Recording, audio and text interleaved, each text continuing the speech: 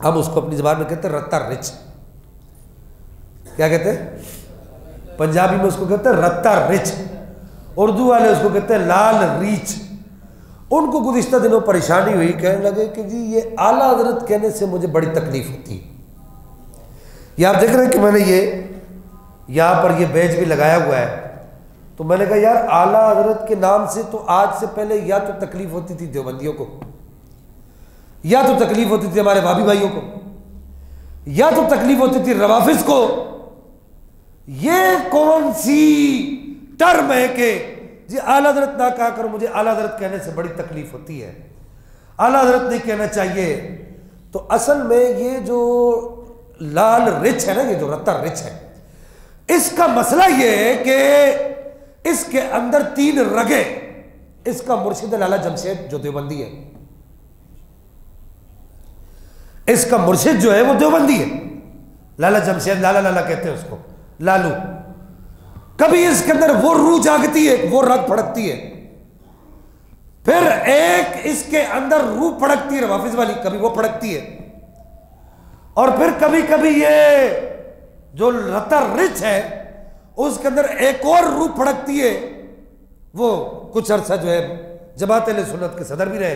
तो ये जो 3 किस्म की जो रग है, ये जब फड़कती है तो वो कभी क्या बोल पड़ते हैं तो कभी क्या बोल पड़ते हैं।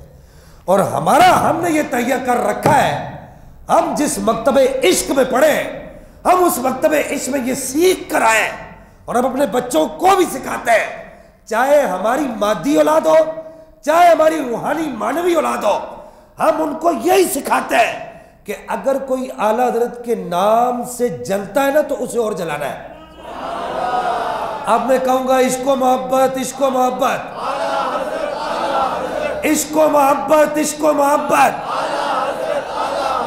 इश्को मोहब्बत, इश्को मोहब्बत, इल्मो हिकमत, इश्को मोहब्बत। बड़ा ढीला बोल रहे हो यार, इतने तगड़े आदमी का नाम ले जरा ठोक किलो में मदार हूं। इल्मो हिकमत, इश्को मोहब्बत, इश्को मोहब्बत, इश्को मोहब्बत, इल्मो हिकमत, इश्को मोहब्बत, इश्को मोहब्बत, इश्को मोहब्बत, इल्मो हिकमत, इश्को मोहब्बत। बोला जी आला हज़रत कहने से तकलीफ होती है। असल में मसला ये है कि आला हज़रत कहने से तकलीफ क्यों होती है। बस यहाँ पर मैं एक बात अर्ज कर दूँ कि ये 4वीं सदी हिजरी के बुजुर्ग हैं, इमाम अबू मोहम्मद हसन बिन अली बिन खल्फ बरबिहारी रहमहुल्लाह। इनका सन वफ़ात है 329 हिजरी। वो कहा करते थे कि वह इज़ा शरह सुन्ना किताब का नाम है, वो कहा करते थे कि इज़ा रअयत अर्रजुला युहिब्बु अहमद इब्न हंबल फ़अलम अन्नहु साहिबु सुन्ना। वो कहा करते थे कि जब लोगों के अकायद के अंदर बिगाड़ आ गया, लोग अकीदा खल्क़े कुरान के कायल हो गए, मुअतज़िला की तरफ माइल हो गए, रवाफिज की तरफ माइल हो गए, खवारिज की तरफ माइल हो गए, तो उस वक्त एक आदमी खड़ा हुआ जिसका नाम अहमद बिन हंबल था। ऊंचा बोलो सुभान अल्लाह। फरमाया इमाम अहमद बिन हंबल इन बातिल अकायद के खिलाफ खड़े हुए हैं, तो अल्लाह ने इमाम अहमद बिन हंबल को वो ताकत दे दी कि उनके नाम को सुनने वाला और उनके नाम को सुनकर खुश होने वाला उसको सुन्नी गिरदाना जाने लगा उस वक्त 4वीं सदी की हिजरी के अंदर। तो मैंने कहा रत्ता रिच साहब, मसला यह है कि आज जहां रवाफिज रिफ्स की हवाएं चल रही है, खारजियत नासबियत की हवाएं चल रही है, और जहां पर जो है नबी पाक की आल के मामले में, सहाबा के मामले में, आले बैत के मामले में, अजवाज के मामले में ये मुख्तलिफ किस्म की बांध बांध की बोलियां बोली जा रही है, तो कोई और शख्सियत नहीं है जिसके नक्शे कदम पर चल के सिराते मुस्तकीम पर चला जाए और जिससे मोहब्बत करके सिराते मुस्तकीम पर चला जाए, वो एक ही शख्सियत है जिसे दुनिया आला हज़रत कहती है। हम इस वजह से आला हज़रत से मोहब्बत करते हैं। हमारी कोई बोले जी आला हज़रत कहते हैं ना, तो वो असल में अबू बकर सिद्दीक को कहते हैं हज़रत अबू बकर सिद्दीक, उमर फारूक को कहते हैं हज़रत उमर फारूक।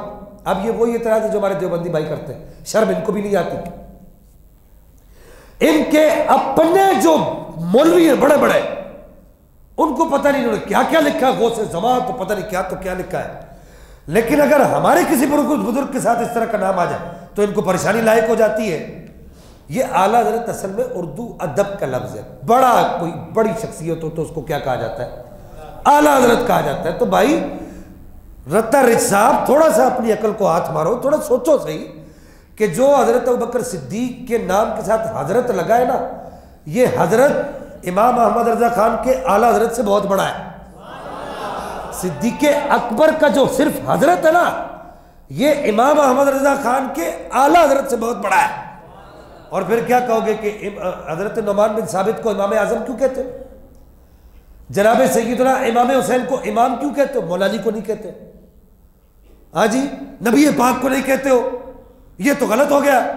तो ये एक खाम ख्याली है, इसका हकीकत के साथ कोई ताल्लुक नहीं। दरअसल जितने भी रिफ्स ज़्यादा लोग हैं, इनकी परेशानी ये है कि इनको पता है कि अगर कोई आदमी आला हजरत से मोहब्बत करेगा ना, तो वो सच्चा सुन्नी बनेगा, वो ठुका हुआ सुन्नी बनेगा, वो नबी के साहबा से भी प्यार करेगा और नबी के आले बैत से भी प्यार करेगा। वो ना इधर इफरात तफरीद का शिकार होगा, ना वो उधर इफरात तफरीद का शिकार होगा, बल्कि वो ये कहेगा कि अहले सुन्नत का है बेड़ा पार, अस्हाबे हुजूर नज्म है और नाव है इतरत रसूलुल्लाह की।